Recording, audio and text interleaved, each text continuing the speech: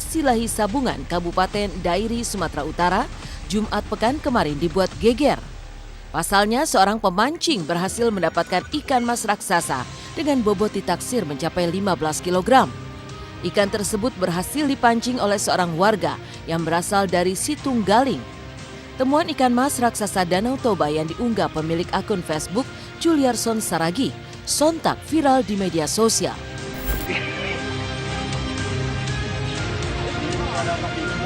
Iya ya, nengenan. Om apa nak? Nama Ricky. Kopi. Apa minuman? Angkol mahu mana tebe ko santai.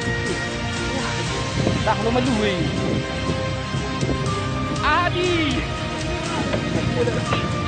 Adi lega.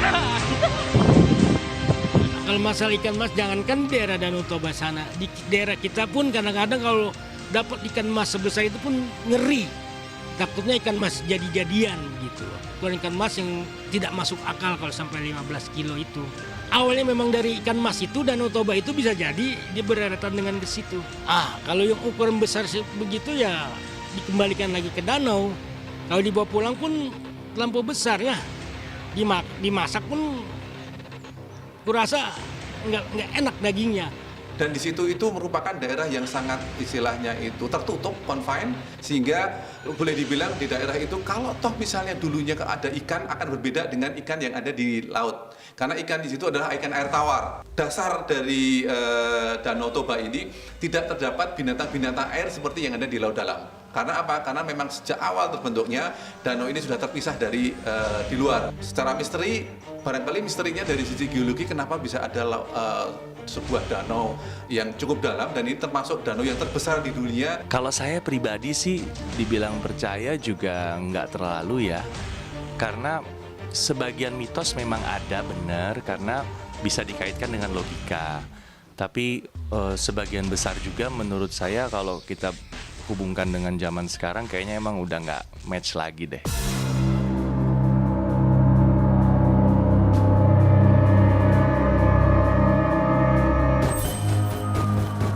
Viralnya temuan ikan mas berukuran raksasa tersebut tak hanya membuat geger sekitar Danau Toba, tapi juga mendapat berbagai tanggapan dari netizen di akun Facebook. Mayoritas menyarankan agar ikan mas tersebut dilepas kembali ke tempatnya di Danau Toba. Mengingat keberadaan ikan-ikan mas raksasa di Danau Toba terkait erat dengan mitos ikan keramat penghuni danau yang memiliki panjang 100 km, lebar 30 km, serta kedalaman 5.050 meter dan terletak di tengah pulau Sumatera bagian utara. Di mana mitos yang hingga kini dipegang kuat oleh masyarakat sekitar Danau Toba menyebutkan jika ikan-ikan mas di Danau Toba boleh dipancing dan dibawa pulang, namun hanya untuk ikan yang berukuran wajar. Sementara untuk ikan-ikan yang berukuran raksasa harus dilepas kembali ke danau karena kemunculan ikan-ikan tersebut biasanya menjadi pertanda akan terjadi sesuatu di sekitar danau legendaris tersebut. Pada zaman dahulu ya, jangan sekarang. Apabila memang mengambil ikan mas di dalam itu, mungkin mitosnya kita memakan ikan mas. Kalau sekarang sih sudah tidak ada lagi, saya rasa.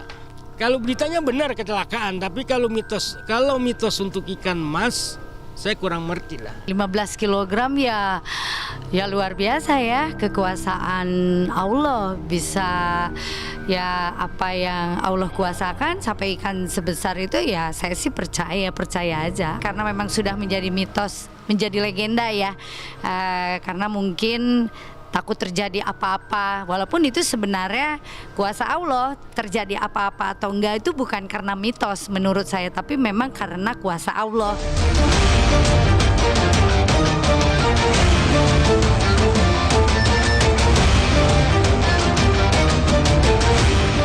Mitos ikan mas raksasa penghuni Danau Toba juga tidak bisa dilepaskan dari legenda asal-usul terbentuknya Danau Toba.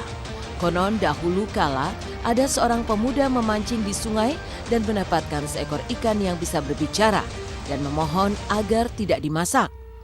Ikan tersebut kemudian berubah menjadi perempuan cantik bernama Toba yang akhirnya dinikahi sang pemancing dengan syarat tak boleh ada seorang pun yang tahu tentang dirinya. Dari pernikahan itu lahirlah anak laki-laki yang diberi nama Samosir. Pada suatu hari, Samosir ditugaskan mengirim makanan untuk ayahnya di ladang. Tetapi makanan yang dibawanya itu malah dimakannya sendiri. Dalam kondisi sangat marah, tanpa sengaja sang ayah menghardik Samosir dan mengatakan jika ia adalah anak ikan. Seketika itu pula langit gelap dan hujan turun dengan deras. Air juga keluar dari bawah tanah yang membuat perkampungan terendam air. Toba dan Samosir tiba-tiba hilang saat perkampungan berubah menjadi lautan air yang kini dikenal dengan nama Danau Toba. Kalau dari sisi geologi atau bagaimana sisi terbentuknya Danau Toba sendiri, itu sebenarnya secara vulkanik atau dikenal sebagai danau vulkanik, di mana di tengahnya ada sebuah Pulau Samosir. Jadi itu sebenarnya sebuah danau yang cukup besar, kemudian di tengahnya masih ada sisa gunung api lama. Yang menariknya, Danau Toba itu cukup dalam. Karena apa? Karena isi dari pengisian airnya itu cukup banyak, karena di bawahnya itu cukup kedap air. Penampakan yang terjadi di Danau Toba ya mungkin aja terjadi, mungkin aja ada, dan kita juga kan nggak bisa juga percaya nggak percaya sama mitos gitu kan. Memang itu pasti ada aja, soalnya kenapa? Ya terbentuknya Danau Toba itu juga ada juga yang bilang bahwa itu dari anaknya ke Samosir itu ke Pulau Samosir, terus akhirnya menjadi danau terus tengah-tengahnya Pulau Samosir.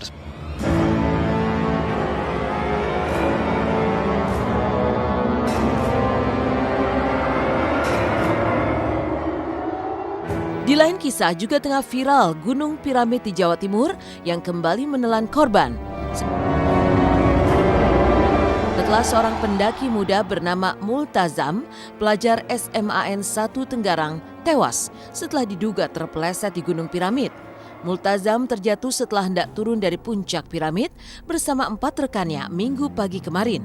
Sebelum terpeleset, korban bersama 2 rekannya sempat bersuah foto. Selepas bersuah foto, korban justru terpeleset ke tebing sebelah utara. Tim SAR yang melakukan pencarian akhirnya menemukan korban meninggal dunia dalam keadaan telungkup di sisi tebing curam.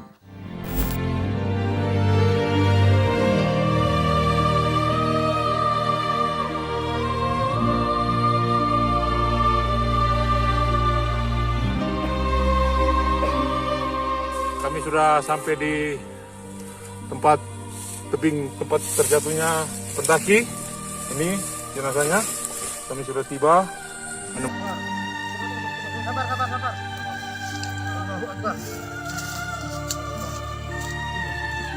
Berarti Bapak adalah orang pertama yang menemukan korban ya Pak ya? Iya. Jam 12-an.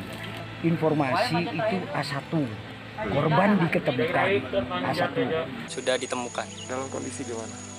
Ya, Kondisi meninggal apa masih hidup? tidak selamat. Sudah meninggal.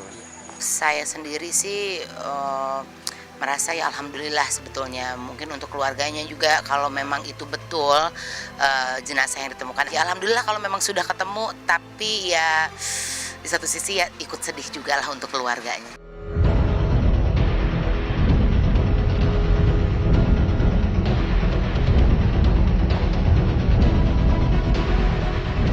Sebelum Multazam, pada 23 Juni 2019, Gunung Piramid juga sudah lebih dulu memakan korban seorang pendaki. Korban bernama Torik Rizky Maulidan. Anehnya, baik Torik maupun Multazam sama-sama mengalami kecelakaan di bukit yang sama. Kesamaan lainnya, keduanya jatuh di punggung naga yang terkenal jalur ekstrim. Kecelakaan juga terjadi di hari yang sama, yaitu hari Minggu. Jatuh saat turun dari puncak dan sama-sama jatuh selepas bersuah foto.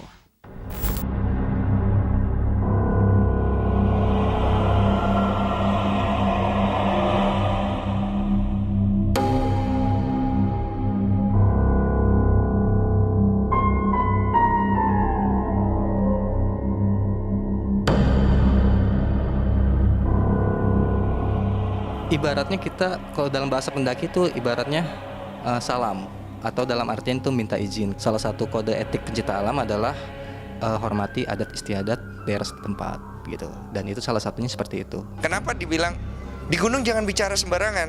Karena di gunung itu kan sebenarnya banyak roh-roh spiritual ya.